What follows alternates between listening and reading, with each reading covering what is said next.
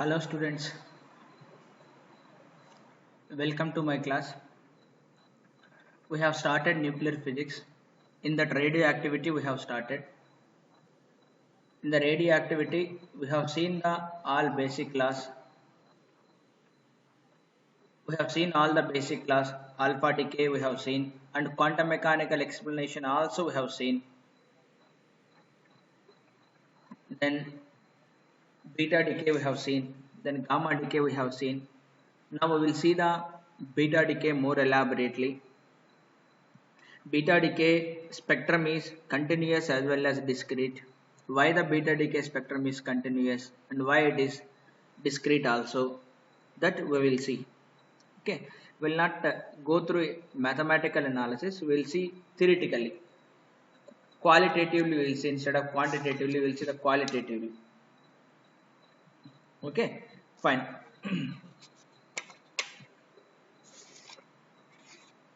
So first, in the beta decay, what we have seen in the previous classes, in beta decay beta decay.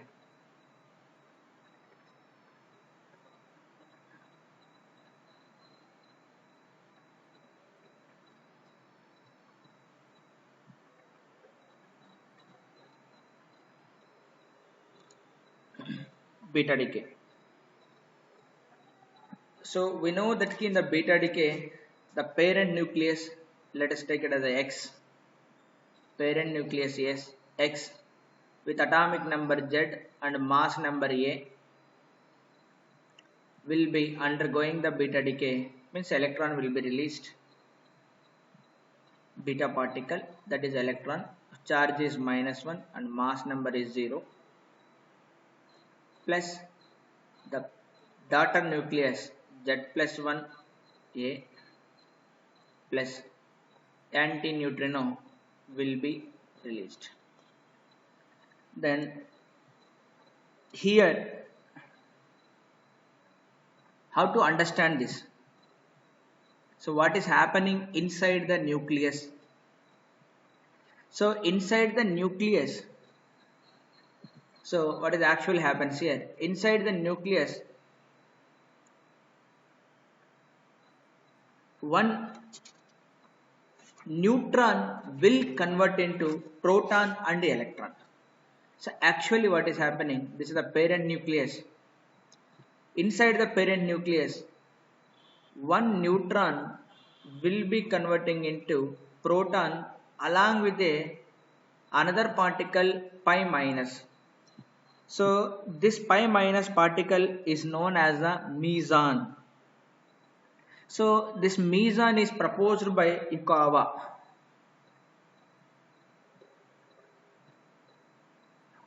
Yukawa proposed this neutron will convert into proton along with one particle, so called it is a meson.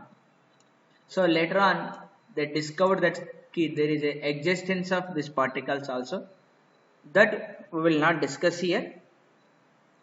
In beta minus decay, that is in electron decay, electrons are not present inside the nucleus definitely. At that instant when the emission will occur, neutron will convert into proton plus pi minus meson. This pi minus meson will convert into, this pi minus meson again will convert into one electron and one massless and chargeless particle known as antineutrino. Okay, so the same thing we can represent will be like this. That's the same thing we can represent like this. Neutron will be converting into proton plus electron plus antineutrino. Okay, so this is the actually what happens inside the nucleus when the beta emission will takes place. So whatever this electron is coming, this electron is not the atomic electron. It is not an atomic electron. Not atomic electron. So this is conversion of neutron into proton plus pi minus meson. So this pi minus meson spontaneously will convert into electron and antineutrino. So these are the spontaneous processes. Remember, it is not like that key already these particles are present. So these are spontaneous processes.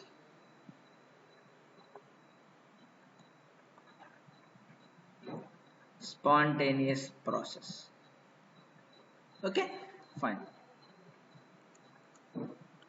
Now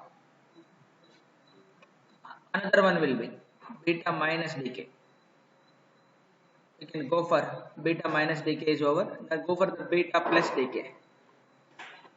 So what happens in the beta plus decay?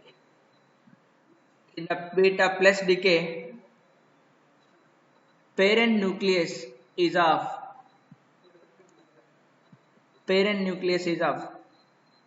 X ZA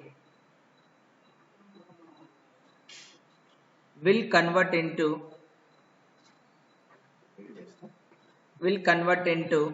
Y Z minus 1A plus beta particle. Here it is positively charged beta particle. We call it as positron, antiparticle to the electron, and neutrino. Okay, so this is an electron. Beta minus 1 0 is an electron.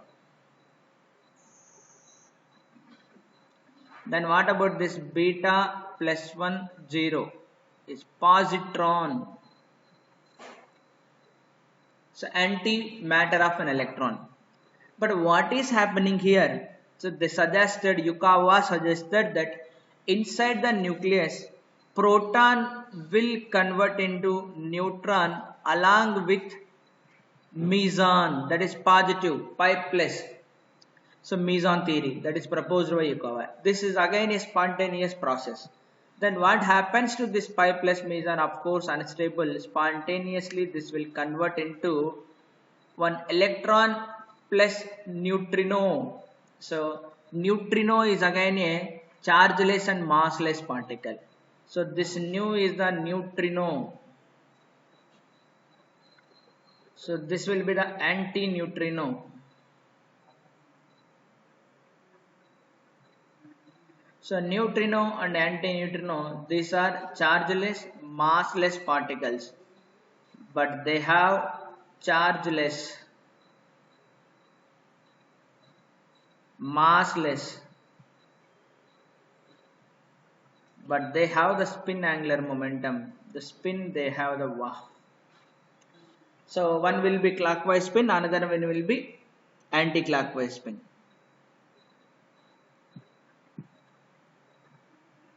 So with the introduction of this pi meson or otherwise neutrino and antineutrino, they could able to explain the spin conservation in the process. So linear momentum is conserved, angular momentum is conserved, energy is conserved, charge is conserved, mass is conserved, along with spin angular momentum is also conserved. So prior to this, whenever there is no neutrino or antineutrino, it is difficult to understand why spin angular momentum is not conserved in the process. So once the introduction of this, we come to know that there must be another particle which carries the mass 0 and charge 0, but must have the spin will be half. So they concluded this there must be some other particle. That other particle is the neutrino. So Yukawa successfully explained the spin angular momentum conservation also. So that means here charge is conserved, charge in the process is conserved, mass conserved, energy conserved, linear momentum definitely conserved, linear momentum is conserved, angular momentum is conserved. So in this angular momentum, orbital angular momentum and spin angular momentum, both, that is total angular momentum is conserved. So all these laws must be conserved in a process. So okay, anyway they are able to explain all these things successfully. Okay, fine. Now we'll see why the beta ray spectrum is continuous and why it is discrete also. So okay, that we will discuss now.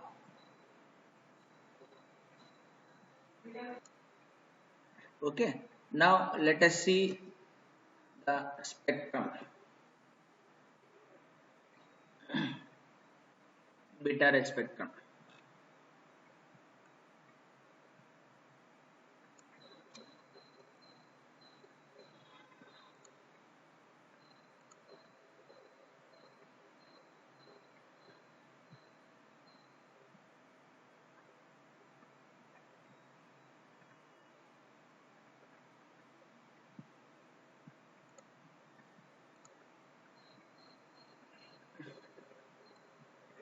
So beta ray continuous spectrum.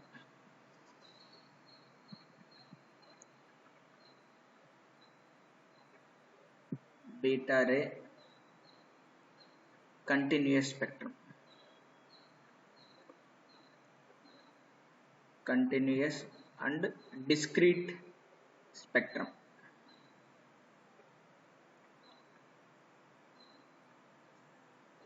Beta ray continuous and discrete spectrum. So beta decay మనం కనుక observe చేసాం ఇందాక, the parent nucleus will be decay process beta minus plus y z plus 1 a plus antineutrino. So this is heavy, almost at rest. Let's say this is also at rest in the ground state. Now whatever the energy will be released in the process, that will be in the form of kinetic energy of antineutrino plus kinetic energy of that electron. Okay, fine. I'm sorry. So the energy released in the process will be kinetic energy of electron and kinetic energy of antineutrino. This is, that is heavy particle almost zero. Now what is the energy of beta particle? So this is the beta particle. What is the energy of this? We can say this can have the energy 0 or it can have the total energy, that is Q.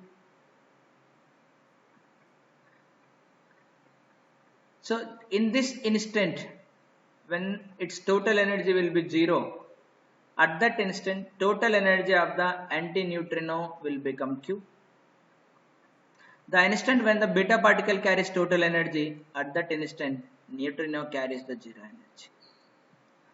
So that means when we plot a graph of beta particle versus energy of the beta particle versus number of beta particles released, the graph will be of like this.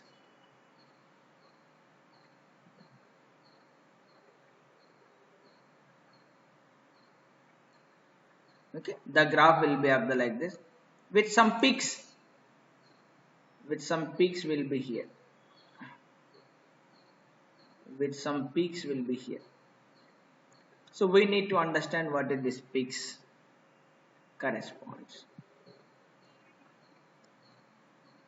Okay, so this will be of continuous spectrum, no doubt. This is of continuous.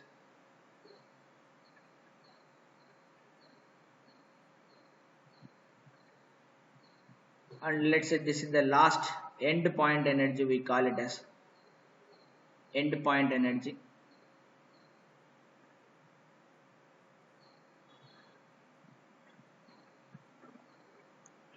So end point energy.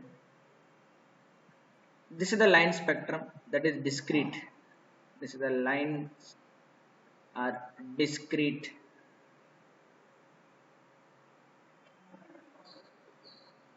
Discrete spectrum. So some group of electrons will have the energies something like 2 million, 2 MeV, then 4 MeV, then 6 MeV, then 8 MeV, like this. Okay. So this discrete line spectrum or discrete spectrum also we need to answer. That shortly we will answer. So continuous spectrum, why it is a continuous spectrum? Here only I explained to you. So what is the energy possessed by an electron will be here. The energy possessed by an electron here, anything from 0 to infinity. Anything from 0 to Q. The starting value of energy is 0 and ending value of energy, that is end point energy, we call it as end point energy will be Q. So it can have any energy. Say for example, if I say it is Q is equal to some 10 MeV, say for example 10 MeV, example ga తీసుకుందాం. Then what is the energy of this beta particle can have? This beta particle can have any energy from 0 to 10 MeV. 0 to 10. It can have 2 MeV, it can have 2.5 MeV, it can have 11.5 MeV. Fractions also possible. 0.1, 0.2, 0.3. All the values in between 0 to 10 MeV it can possess. All the values it can possess. That's why the beta particle can possess the continuous energies. That is a continuous. It can have the continuous energy spectrum. Okay. So the beta particles can have continuous distribution of energy starting from 0 to the maximum that we call as the end point energy. Okay. Now we'll go for the discrete spectrum. So why the discrete spectrum is coming? Who is responsible? Why some of the electrons are coming with some energy which is different from these energies? So the particles emerged which they indicate the line spectrum. Some only specifically few particles will have this energy, few particles will have this energy, few particles will have this energy. Why the particles will have that energy? What is the reason for it? That we will see. Okay. So that is coming due to secondary electron or otherwise atomic electrons. So the discrete spectrum is due to secondary or internal conversion of electrons or atomic electrons. So discrete spectrum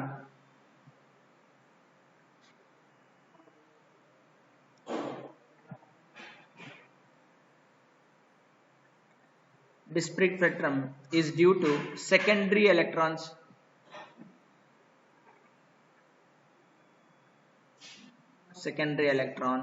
లేదా దీన్నే internal conversion electrons అని కూడా అంటారు. Internal conversion అంటే ఎక్కడ conversion అవుతున్నాయి, internal conversion లేదా atomic electrons అని కూడా అంటారు. So or otherwise we call even atomic electrons.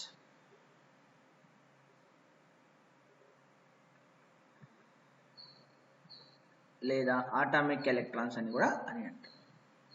Okay sir, అంటే ఏం జరుగుతుంది, ఎందుకని ఇలా వస్తున్నాయి ఫస్ట్ మనం చూద్దాం. we have the nucleus. This is the, let's say, nucleus. Protons, neutrons, like this. Now let's see, this is the atomic electrons. Let's say K shell. Let's say this is the Kl. Let's say this is the M. So first one is of K shell, this is the L shell, and this is the M shell. We know that key nucleus emits the gamma energy. So gamma rays. So when the nucleus is in the excited state, it will come to ground state by emitting gamma rays. These are the energy photons. Okay. It may happen that key atomic electrons are present here. In K shell, 2 electrons will be present. So let's say these are the electrons here. In L shell, 8 electrons are present.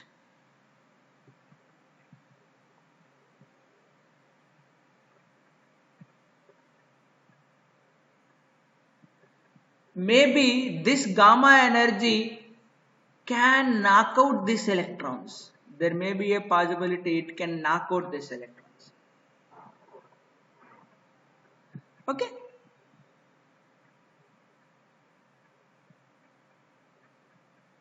So these are those electrons. So we are observing line spectrum that there are some particles which are having sharp energies. So group of electrons that they are producing the discrete spectrum in beta decay as due to these electrons, atomic electrons, which are knocked out by gamma rays or gamma energy which is coming from the nucleus. So gamma rays may knock out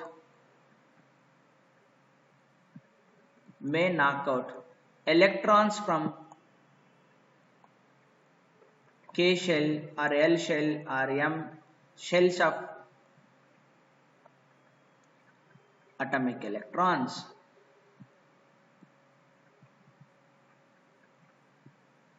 Okay.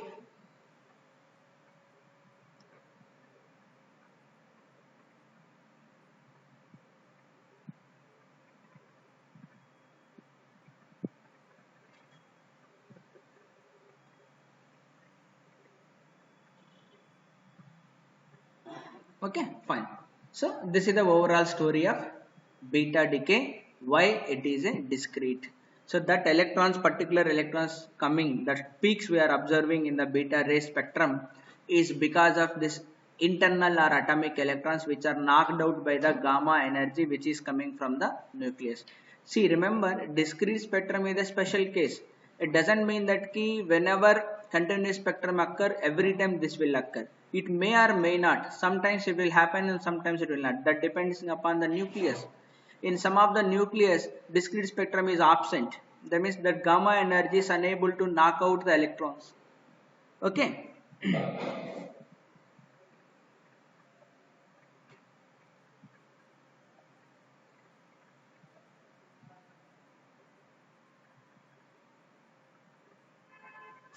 Okay, fine. So I hope it is clear. This beta decay, why it is a continuous, why it is a discrete. Qualitatively we understood. Quantitatively it doesn't require. You don't need to go through the that actually electrodynamics, quantum electrodynamics concepts we required. Big force is involved in the beta decay. That when we apply quantum mechanics, quantum electrodynamics, that's mainly dealt by Feynman. So with the help of that Feynman quantum electrodynamics, that we can understand that beta decay, weak nuclear forces we need to insert in the quantum theory, that is Schrodinger wave equation. We need to solve, we will get everything. Okay. Now let's see what is the difference between alpha decay and beta decay. What is the major difference between alpha decay and beta decay? So alpha decay and beta decay. And beta decay. So in alpha decay, alpha particle, that is helium nucleus, is already present in the nucleus. So helium nucleus already present in the nucleus ante ela untadi, two protons two neutrons combined అయిపోయి nucleus లోపల ఇది already create అయ్యింది. కానీ beta decay లో ఇక్కడ వచ్చేది ఏంటి? There is no beta particle. Here occurs spontaneous conversion of mesons into electrons. Okay. So it is at the time of emission only it is present. That is the first major thing. And second thing will be it is discrete.